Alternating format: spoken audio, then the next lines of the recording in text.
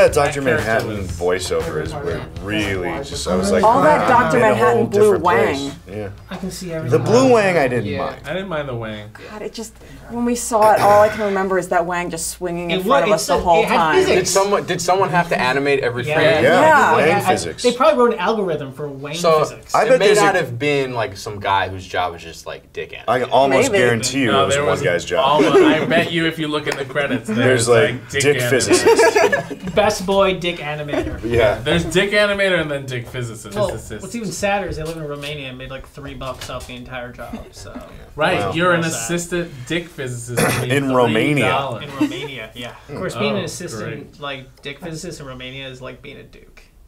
Yeah. Pretty impressive job. He's landed gentry. Exactly. Yeah. It's like editing porn in Hollywood. He gets his own estate.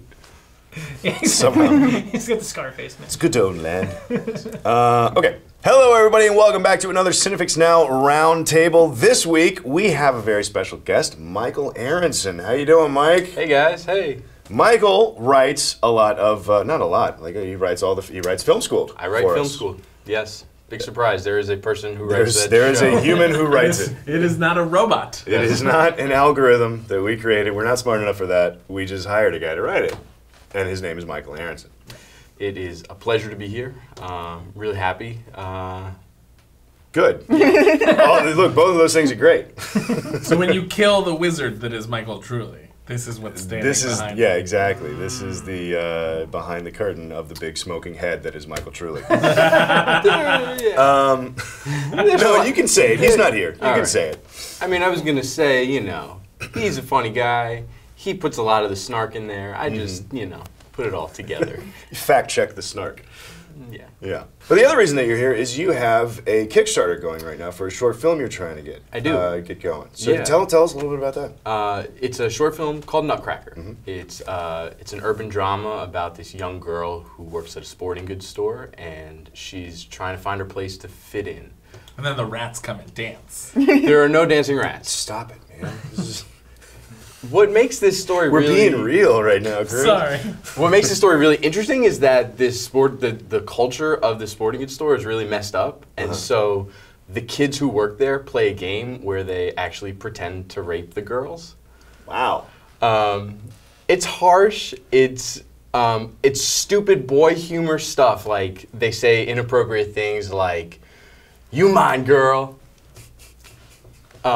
Anyway, this girl's perception of reality is so distorted that she actually craves their attention even more because they don't ever play this game with her. Okay. So there's a lot of that, like, boys being boys kind of culture, like excusing that type of behavior. Exactly. This is essentially, it's my way of saying, like, hey, world, you know, your attitude is really f***ed up, and, you know, just take notice and realize that that behavior is messing up these poor little girls who are much more valuable than than what they think they are. So that, I mean, that's a really interesting story, and based off a short story as well, right? Yeah, it's based on a short story by Tia Clark. It was published in American Short Fiction last year, and I read it, and I reached out to Tia, and she was like, I like your vision, go for it. Sweet, very cool. So you're in the middle of the Kickstarter thing. You got a few days left on the Kickstarter. Yeah. Getting close to your goal? As of right now, we have 4 more days to raise the money, and it looks like we're getting really close. Very cool. So go out. It's Nutcracker. It's on Kickstarter. Yes, Nutcracker. You can find us on Facebook at Nutcracker Film. We're on Twitter at Nutcracker Film. We're on Tumblr also. We'll put the link in the description. So it'll be down there all over the place. Go there and support this, because that is a really interesting story, and culturally it's something that's very important that's going on right now. So I mean, and just the process of putting something up on Kickstarter, something that you're passionate about, and interesting independent filmmaking. And earlier this week, Super Troopers Kickstarter they hit $2 million in a day. So I mean, there's big budget things going up like that, and then really cool short film. You know, stories like this that are getting made. If I could just go to a sporting goods store and just shoot the movie without any permission, I'd shoot the whole thing. You know? But we need a little bit of dough to make it, you know, so we can just put up some lights. So let's talk a little bit more about. I mean, the other Kickstarters. Conman is a project.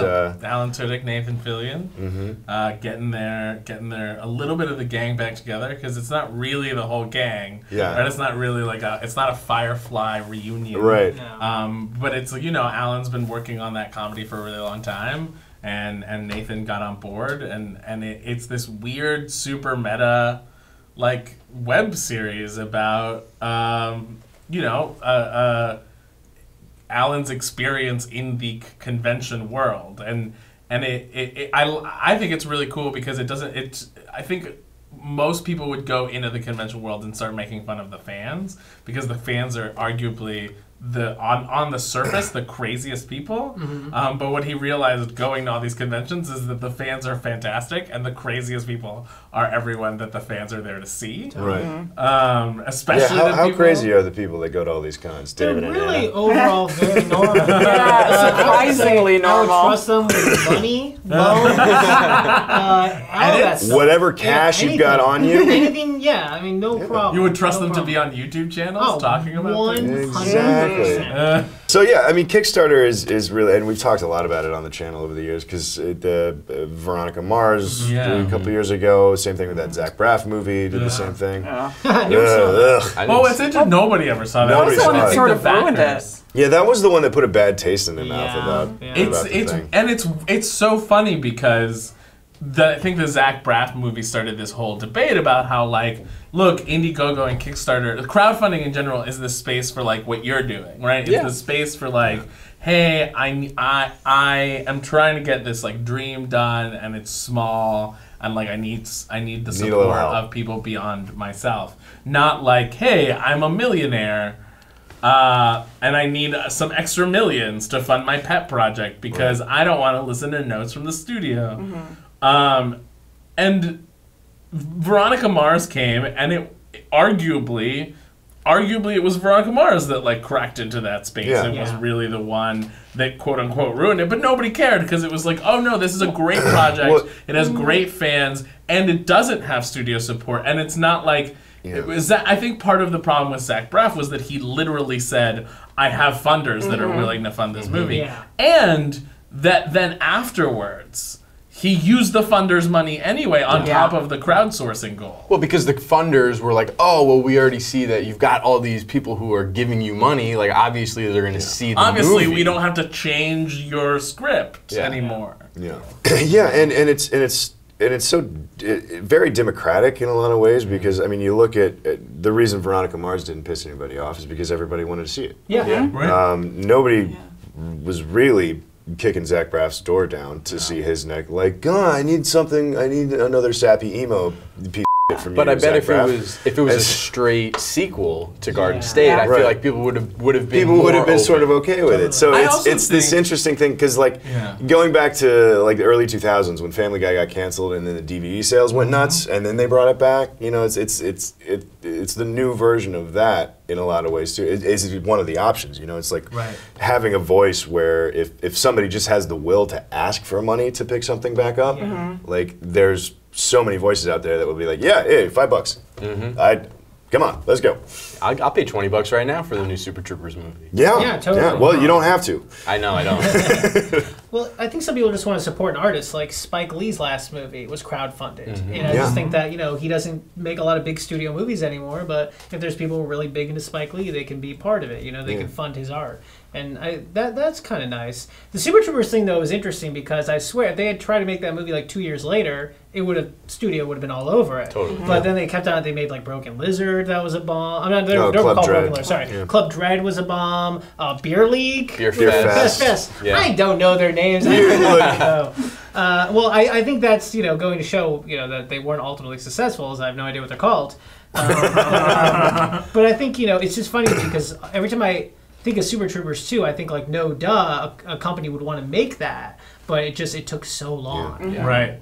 Well, and to be able to do it independently, like the way that they wanted. Because if they'd have done Super Troopers 2 years after they did the first Super Troopers, it wouldn't have been their movie. No. Yeah. No. But yeah, and in talking about how like the control over the movies and Kickstarter being a way to keep it, you know, the line between the sort of indie movies and blockbusters is starting to blur a little bit in that space, because because we're getting big name people now kickstarting stuff. Right. It's sort of, in a way, it's kind of like you know, the big studios moving into Sundance and South by and everything, and sort of taking some of the indie sheen off of the film festivals and all that. In a way, it feels like it might be leaning that direction. It feels. I was gonna say, it feels like big movies are getting bigger and small movies are getting smaller, and studios are just not interested in making any small movies anymore because they can just scoop them up from really talented people. Yeah. Yeah, what's interesting is that I think that for right now, in this moment, I don't know what it's going to become, but I think in this moment, the crowdsourced movie is the last true independent movie. Mm-hmm. Because what we call independent movies these days are literally 90% of movies. Mm-hmm. Yeah. Like, outside of the Avengers and Mad Max, outside of, like, we paid $200 billion for this movie, all of these, like, a lot of the Oscar nominees. Every one of the Best Picture nominees. Every single one of the Best Picture nominees. Anything that's like $50 million and under, really, is producers going out and finding investors. Yeah. And sure, they might be rich people who consistently invest in movies, but that was the independent movie movement of like the 80s and 90s, was like, what? There's people funding movies that are not studios? What? Yeah. And that's become such a standard. That's why the opening titles are so long in all the movies. Yeah, and like now 11 different production companies. And now a lot of those companies are making independent movies that are particularly designed to sell to studios. Yeah. And so they're not as independent as artistically as they used to be. And so now Kickstarter and crowdfunding has allowed that space to sort of open back up again. But it just is a blurry line, and it kind of started just when people started getting real big actor names in their indie movies. Mm-hmm. Right. Yeah. Stupid air quotes. It's fine. We're all confused about what indie is. You can put an air quotes around it. I mean, the fact is that, you know, when you have these big name actors and it's supposed to be something that's, you know, it might be very limited funding on it and no big studio behind it. But these big names, it's like, how does another indie director that doesn't have any sort of real actors in it feel like they can compete? Yeah, that's a good point. It's hard. It's a hard thing to. I mean, in a marketplace, you can't compete. Right. Yeah. You know, I mean, that's the.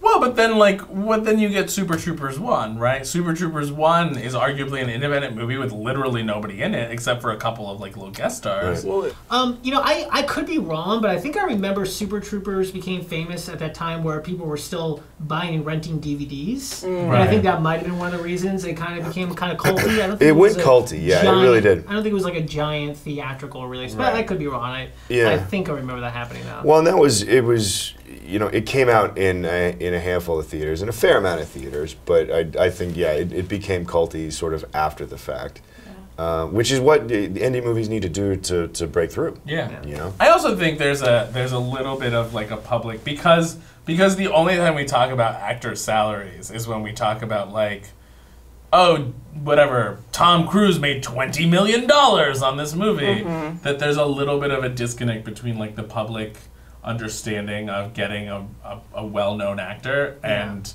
the reality of getting a well-known actor. Because if you look at a movie like, what was that movie a couple years ago, like 2 years ago, that came out of Sun, Like Crazy, Drake's movie. That movie had Jennifer Lawrence, like right when she was starting to blow up, but after Winter's Bone and after the Oscar nom. Did she got an Oscar nom for Winter's Bone? Yeah. So like after the Oscar nom, after Winter's Bone, it had as like a minor role, it had Felicity Jones and it had Anton Yelchin, all of which, yes, they're not Tom Cruise, they're not Brad Pitt, but they're still very well known young names. Hollywood. Yeah. And that movie was and it's shot in New York and London, and that movie was $300,000? Yeah. I mean, they shot that on a 5D. Yeah. And I remember before the evil that is Katherine Heigl became super famous, her salary on Knocked Up was like $300,000, which is a lot of money. But like for a big movie like Knocked Up that's not a lot of money. Yeah. And so I think the reality of independent movies is that if you have a good story and you have some form of capital, you can go out there and get names. Yeah. Well, and you look at the trailer that just hit this week for Maggie. Yeah. Have you seen that trailer? Arnold Schwarzenegger protecting his zombie daughter drama. I really like that script. That's it's about Arnold Schwarzenegger, and there's and his daughter, Abigail Breslin, is infected with the virus that slowly turns people into zombies or whatever, and he's trying to like hang on to her. And it looks like this really small kind of drama set out in the country, and there's a title in the middle of it that says Schwarzenegger is superb. Somebody gave that quote. Already? A viewer gave that quote. Yeah. And then you have did Neil Blomkamp just jumped on that Leviathan short? Yes, he did. Right. Yeah. As well as somebody else. Somebody else also jumped on it. I don't remember who it was. Oh yeah, I can't remember right now either. But it was like a producer, like Simon Kinberg. Yeah, I think it was Kinberg and Blomkamp jumped on Leviathan, and that was just like a proof of concept thing. Like, I want to tell my story, and I want to show what I can do. And that was amazing. That was like space whales and stuff like that, right? If you show what you can do, and what you can do is awesome. I mean, Pixels, man. Oh yeah. Not that I wish that like I made a short and it became an Adam Sandler movie. I wouldn't wish that on anyone. But I'm sure that the Pixels guy is super happy. I mean, he made this short that has literally no story to it. Right. That's been in development for forever. Yeah. And now it's a movie. Well, I feel like we've transitioned into talking more about big blockbuster stuff, so we might as well talk about the blockbuster news stuff that happened this week.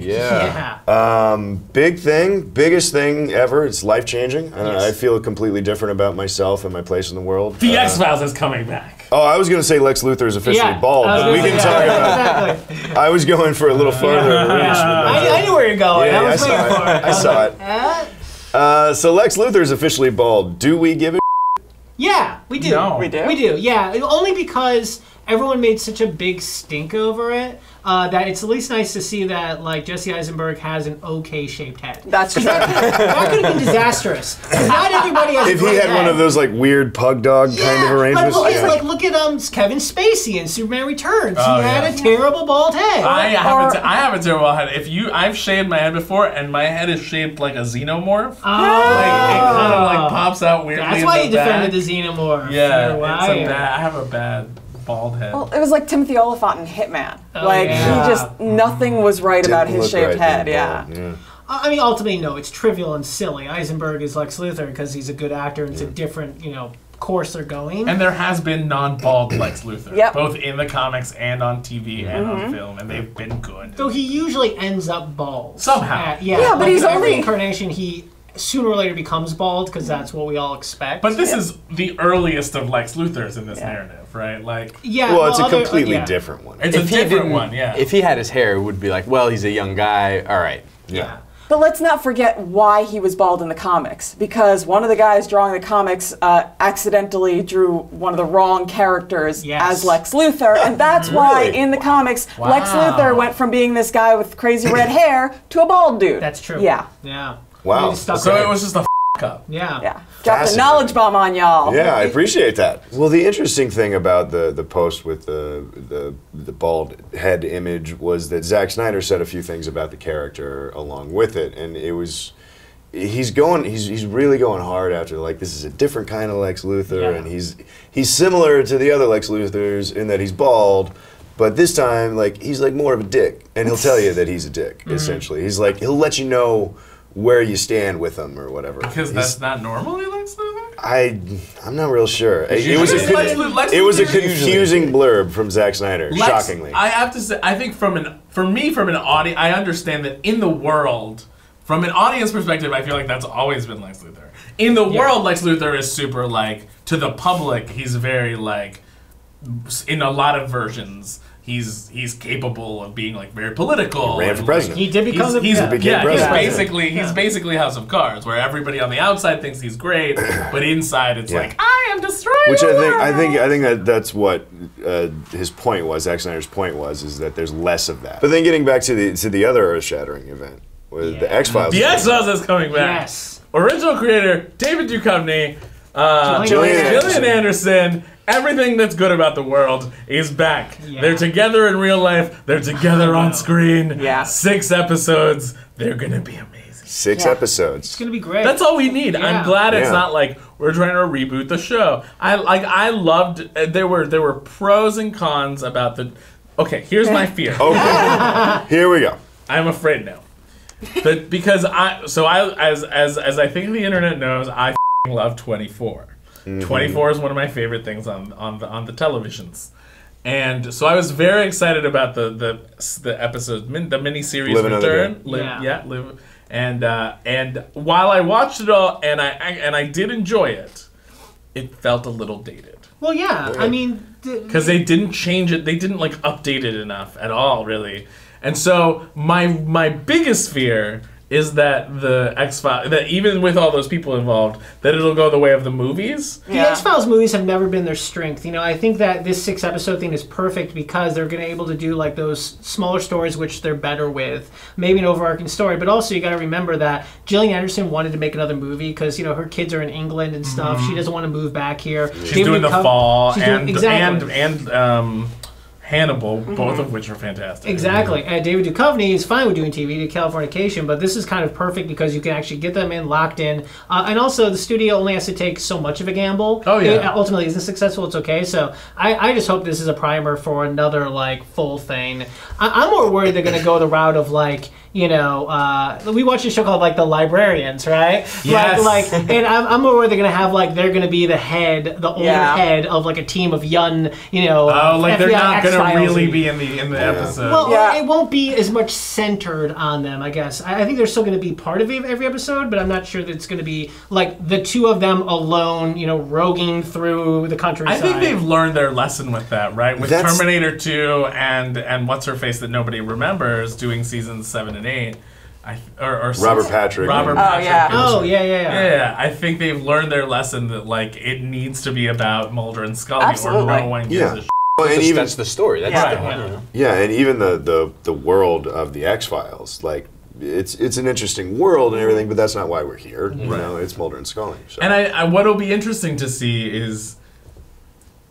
is what I bet it's like a 6-episode monster. Like there's gonna be some big bad they're hunting, and it's gonna be like lots of tense stuff. Well, it's like they have the first 3 are sort of a monster of the week, and then in the 4th episode they realize they're all connected, and then the 5th and 6th is resolving all of that, or something along the line. You don't have time to do a whole lot of that in 6 episodes. Yeah. But the bigger thing for me is like I love these limited series. Yes. Like I think the BBC. Sherlock? Well, the BBC everything. Yeah. Like the BBC model is so interesting. The BBC everything that makes it over the pond, because there's some stuff that they show over there. Well, I mean, obviously not everything they do is good. My point is the limited seasons. So much of our TV gets watered down, like stretching it for like, well, we need 24 episodes. It's like, do you though? Yeah. Do you? No. Yeah, well, that's how because Agents of S.H.I.E.L.D. doesn't. I mean, that's how you're going to know if there's a problem. If within those 6 episodes there's even a single part that's filler, then you know there's a problem. Yeah, like 6 episodes, you shouldn't have any sort of filler. You can make 6 episodes about anything. Yeah. It's hard to make 22, 24 good episodes about anything. Yeah. But sometimes you can have 6 episodes and it still like is not good at all. Like, well, obviously. We liked Torchwood. That was on the BBC the first 2 seasons, and then they did Miracle Day. The American season. And it was terrible. Yeah. And they just wasted time, and it was like nonsense. Well, man, there's a lot of stuff that happened this week that we just didn't have time to cover. No. Russo Brothers, Infinity War. Russo Brothers doing Infinity War. That's cool. That's just a whole keeping the band together kind of situation. Which means the Ghostbusters movie is going to be like 2073. Yeah. Which is, I think, fine with at me. This point, let's see if a mic is still magic by then. Magic by XXL. XXX. You got Steven Spielberg. Ready right. Player One. Spielberg directing Ready Player One. That's enormous. Ready Player One it's like the little book that could. Yeah, it's amazing. He's such a good book. He's gonna turn Ready Player One into a sappy '80s movie. Yeah. I'm curious to see what he does with it, because it's so. I mean, it feels like it's perfect for him, but then also it feels like it could be a Steven Spielberg spoof. Yeah. You know? I just feel like Steven Spielberg is one of those directors that's become a parody of themselves in the last. He's getting close. I find it funny that like that movie though, that the book is like talking about stuff that he had a part in. Yeah. You know, stuff like Back to the Future. it's gonna be interesting. Sort of weird. Strangely meta, but it's like if he can't talk about his own stuff, so do you remove it or you just own up to it, or what do you? I think you gotta own it. I mean, I don't know how you own it. Like he looks. Spielberg wanders on set and does this at some point, but we'll see. But I think that's a really cool thing. I'm happy to see Ready Player One show up. It's gonna be rad. I thought if Edgar Wright should have done it. Oh yeah, but 100%. Whatever. Well, he also should have done Ant-Man. So we can't what we want. You know what I mean? One other thing, if you believe the rumors, it looks like Marvel is going after like someone like young, like 16, 17, to play Spider-Man. Those are the new So rumors, it's going to be high school Peter Parker probably, and then apparently Captain Marvel also already been cast. Yeah. Super secret. That's going to be huge news. Huge stuff. We'll talk about all of that stuff when it actually happens. But in the meantime, let us know what you think about all this stuff down in the comments below. Make sure to click like and subscribe. Michael Aronson, thanks for stopping by, man. Guys.